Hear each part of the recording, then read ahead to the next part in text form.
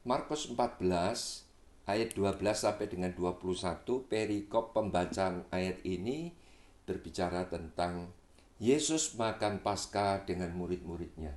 Sebenarnya momen ini dipakai oleh Tuhan Yesus, di mana Tuhan Yesus itu sebelum menyerahkan dirinya, Tuhan Yesus tahu betul bahwa Tuhan Yesus itu akan dikhianati oleh muridnya yang bernama Yudas Iskariot.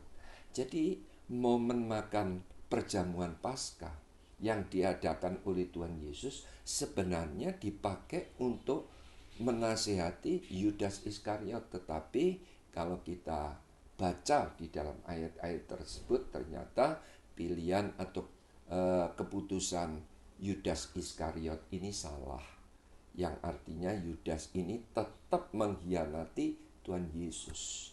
Jadi dari kisah ini saya mendapatkan begini, saudara.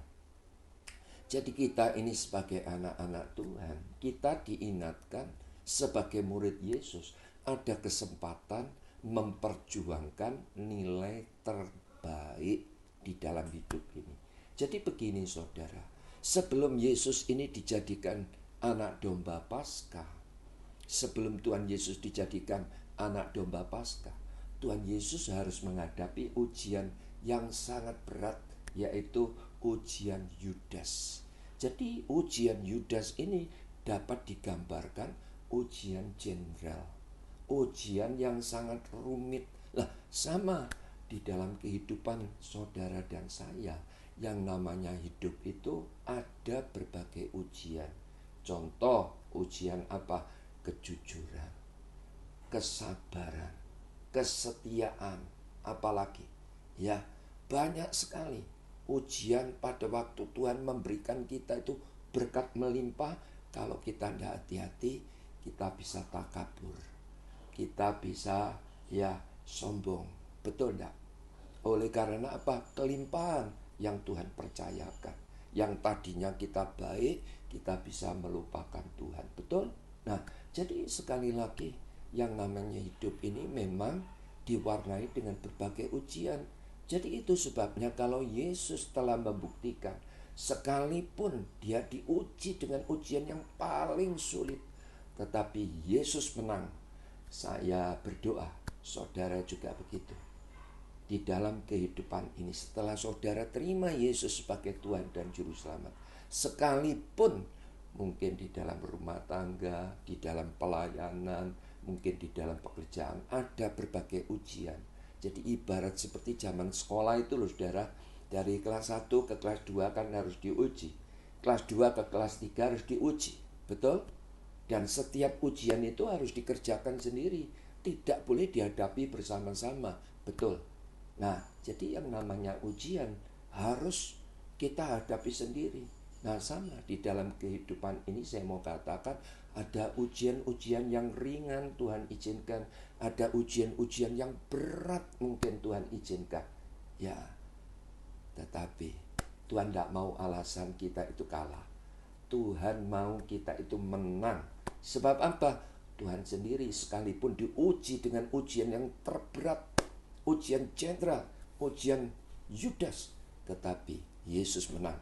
Sehingga Alkitab berkata, ditulis di dalam Filipi 2 ayat 9 sampai 11, itulah sebabnya Allah sangat meninggikan Yesus dan mengaruniakan Yesus nama di atas segala nama, supaya semuanya bertekuk lutut, lidah mengaku, baik yang ada di atas di langit, di atas di bumi, dan di bawah bumi, semuanya mengaku Yesus Kristus bagi kemuliaan nama Bapa.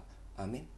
Jadi itu sebabnya hari ini saya berdoa di dalam kehidupan saudara dan saya, bila mana kita itu menghadapi berbagai ujian, kita harus memperjuangkan. Jadi kata memperjuangkan itu seperti ibarat itu di medan perang. Ada peperangan dan yang mana panglima kita yaitu Yesus tidak menghendaki saudara dan saya sebagai laskar Kristus. Tuhan tidak menghendaki kita kalah, kita harus menang. Amin. Sebab apa? Kalau kita teliti di dalam Alkitab, tujuan daripada ujian kita itu dimuliakan. Ditulis di dalam Yesaya 48 ayat 10-11 dikatakan, sesungguhnya aku telah memurnikan engkau, namun bukan seperti perak. Aku akan melakukannya oleh karena aku, ya oleh karena aku. Masakan namaku akan dinajiskan. Aku tidak akan memberikan kemuliaan kepada yang lain. Jadi jelas, menurut Alkitab, menurut sudut pandang Alkitab, menurut kacamata Tuhan, hidup itu memang proses ujian. Amin. Jadi saya berdoa saudara menangkap kebenaran firman ini, ya, bila mana hari-hari kita diuji, Tuhan menghendaki kita harus memperjuangkan mendapat nilai terbaik. Tuhan Yesus memberkati.